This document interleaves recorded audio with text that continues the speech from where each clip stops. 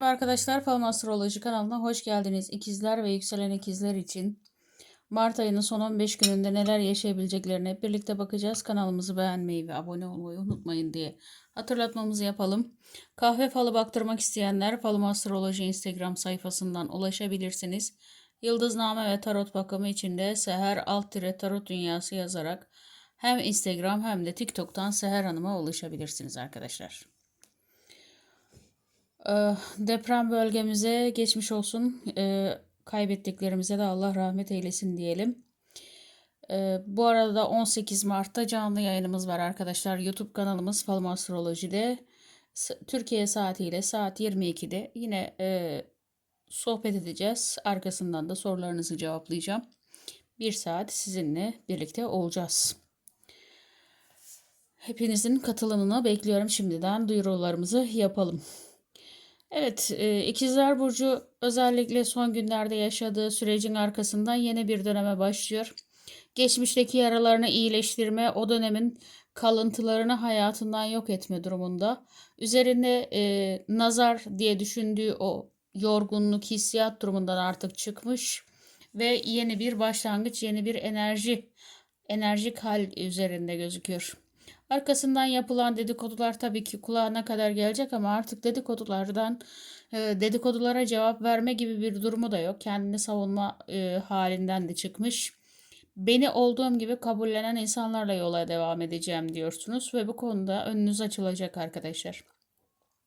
Özellikle aile konusunda beklenmedik bir destek göreceksiniz.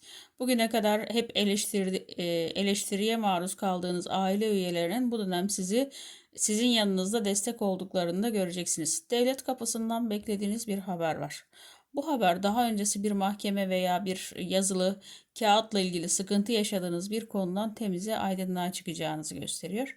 Birkaç eksiğiniz var. Onları tamamlamanız için size süre verilecek anlamını gösteriyor.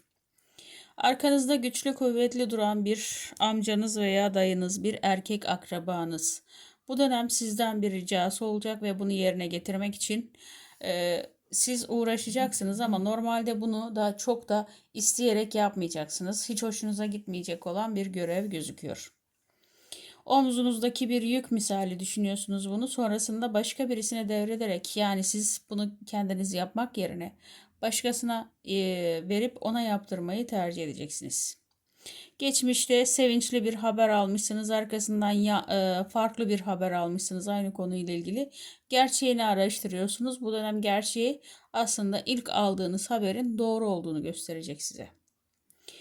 Bir kuşun kanadında bir haber size iş ve kariyer anlamında yeni bir kapı, yeni bir gelir kaynağı sunacak.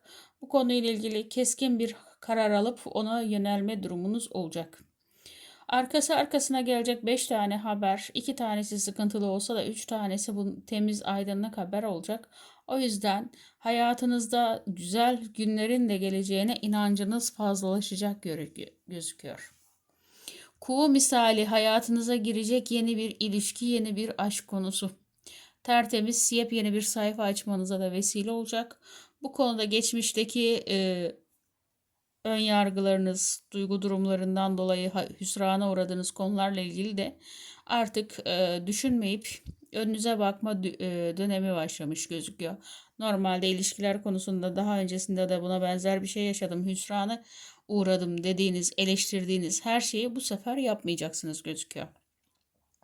Bu konuda balığınız kısmetiniz de hemen yanında, bu ilişki başlangıcı itibariyle de size kısmetiyle birlikte gelecek gözüküyor. Evli olan ikizler burcunun bu dönem bebek veya e, mutlu olacağı bir hediye anlamında gelecek olan bir yeniliği var.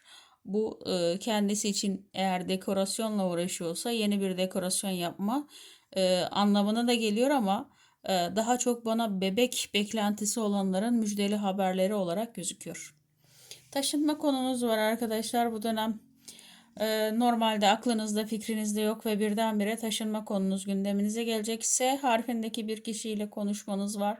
Bu konuşmada arkanızdan çevrilen bir oyunun size zarar vereceğini haberdar edecek olarak gözüküyor. M harfindeki bir kişinin hayatınıza girmesi, N harfindeki bir kişiden destek almanız var. Bir Z harfindeki bir kişiyle de karşılıklı oturup konuşma ve bir maddiyat konusunda problem çözmeniz var. Ya o kişiden maddi anlamda destek göreceksiniz ya da siz o kişiye destek vereceksiniz gözüküyor. 3 tane yolunuz var ama bunun 2 tanesi birbirine bağlı yollar. Birisi olduğunda diğeri olacak ve birincisinde aslında bu başlangıçta birinci görüşmeniz çok da olumlu geçmeyecek. İkinci görüşme de aynı şekilde geçecek diye düşündüğünüz noktada aydınlığa dönecek bir durum var. Aslında ikizler burcunun ikna edemeyeceği kimse yoktur. Yani iletişim gezegeni sonuçta ve herkesi ikna eder ama ben hani bu konuda niye bu kadar hüsrana uğradınız olmayacakmış gibi düşünmenizi kendinize olan güven konusunda biraz zedelenmiş olduğunuzu da gösteriyor bu. İnançlar konusunda kendinizin ne olduğu konusunda asla geri adım atmayın. Kendinize olan güveninizden şaşmayın derim. Çünkü yapabileceğiniz şeyler özellikle iletişim veya birileriyle barışmak veya istediğiniz şeyi yapabilme konusunda yeteneklerinizi küçümsemeyin arkadaşlar. Küçük küçük kısmetler var ama özellikle daha öncesinde bir yere başvurdunuz ama bir türlü sonuç gelmedi. Hani şu an başka bir yerde çalışıyor olabilirsiniz fakat yine de gönlünüzde orası vardır. Hani orası olursa bugün bile çağırsalar giderim dediğiniz bir yerle ilgili haber gelecek. Uzun yolla yani yurt dışı ile bağlantılı bir şirket olacak ve siz bir uçak yolculuğu yapmaya niyetleneceksiniz. Bu konuda anlaşma imzalıyorsunuz. Yani istediğiniz hedefinize ulaşacağınız durum gözüküyor. Bu üçüncü yolculuk bununla alakalı olacak. Ve evinizi hayatınızda taşıyıp gideceksiniz. O anlaşma yaptığınız yer sizin aynı oturduğunuz yerde değil de sanki başka bir yerde ve ona göre de anlaşma yapıp imzaladığınız kağıtla birlikte de taşınma durumunuz söz konusu. Hayat bu aralar size farklı konularda sınavlar verdiriyor. Özellikle ilişkiler konusunda 5 rakamıyla alakalı hem sevineceğiniz haberler var hem de üzüleceğiniz haberler var. İyi ile kötüyü yan yana yaşamanız bununla alakalı. İş konusunda, kariyer konusunda yeni seçenekler açılırken bir taraftan da üzülüp bir taraf sevinirken çünkü bazen kayıplar da verdiriyor, bazen de size yeni kazançlar da sağlıyor. Aynı zamanda ilişkileriniz, akrabalık ilişkilerinizde de küs olduğunuz kişilerle de barışma durumunuz var. Ee, Çok sevdiğiniz kişiyle de aranızda fikir ayrılığına düşme durumunuz var.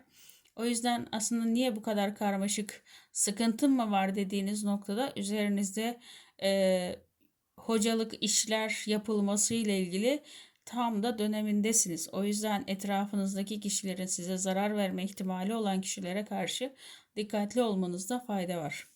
Evinizde bununla ilgili dağılma veya ayrılık söz konusu olabilir. Bu konudan dolayı elinizden geldiğince yapıcı olmaya devam etmenizi tavsiye ederim. Kurt çıkmış sadık bir dosttan hiç beklemediğiniz bir hamle göreceksiniz.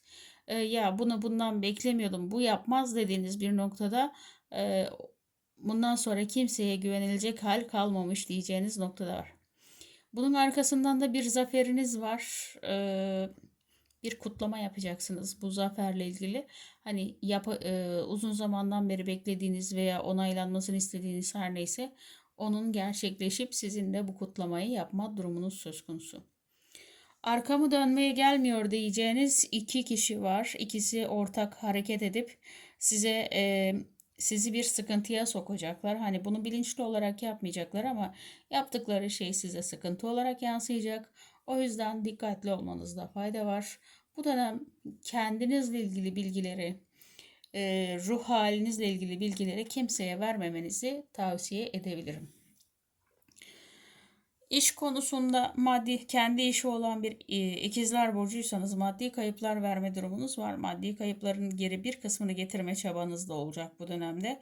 Evet, yarısını getirebileceksiniz ama yarısı biraz daha zaman var gösteriyor. O yüzden maddi kayıplar konusunda üzülmeyin. Zamanla çabanızın karşılığını alacaksınız. O yüzden devlet kapısında bir anlaşmaya gitmek zorunda kalabilirsiniz. Belki vergiler veya unuttuğunuz bir şeyle alakalı bir sistemsel sıkıntı yaşayacaksınız. Bu konudan dolayı devlet kapısında bir anlaşma kağıdı imzalamanız ya da belgeleri doldurmanız gerekecek. Hayatınıza yeni girecek olan bir kişinin kendi baharıyla birlikte size de baharı yaşatması durumu var. Bu hani bazen ruh eşim diyeceğiniz durumlar vardır ya, bu öyle bir durum gözüküyor arkadaşlar. Yani bu dönem aşk konusunda sizin kapılarınız çalınacak anlamına geliyor. Bu evli veya bekar fark etmiyor, bunu da söyleyeyim. O yüzden bekarlara, bu evlilere ne diye sormayın. Onaylamak anlamına gelmiyor bu. Sadece ilişkiler anlamında, aşk anlamında büyük bir kapı açıldığını haber veriyor. Hayatınıza girecek mucize gibi bir büyük kısmet var ve bu kısmetle birlikte sanki dualarınızın gerçekleştiği, üzerinizden büyük bir yükün kalktığını hissedeceksiniz. Elinizden çıkacak olan iki miktar para sizi çok sıkıntıya sokabilir ama arkasından da iyi ki de çıkmış, daha iyisi geliyor diyeceğiniz bir durum var. Yurt dışı ile alakalı sevinçli, müjdeli bir haberiniz var.